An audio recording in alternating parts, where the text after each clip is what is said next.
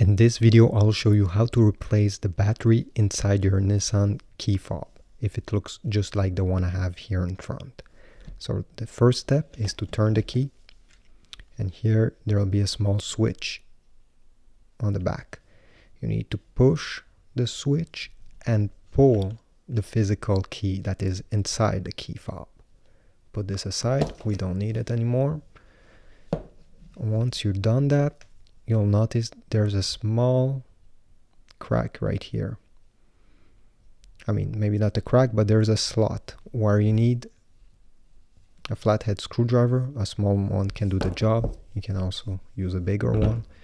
You need to jam it right in the slot and move it slightly, just the way I did. This way it will separate both sides of the key fob. So once you're done that, the battery should be on one of them, and to remove it, it's quite easy.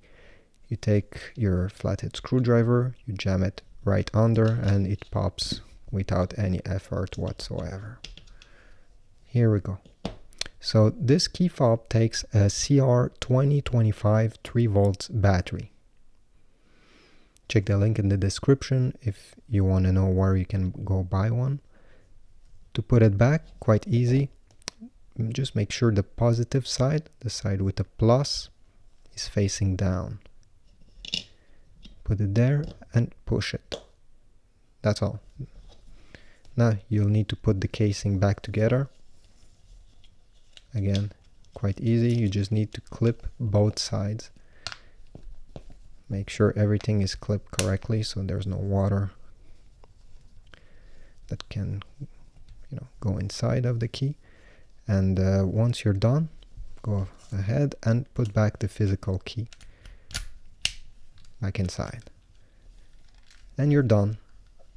If this video helped you, please give it a like and subscribe to the channel. Thanks for watching.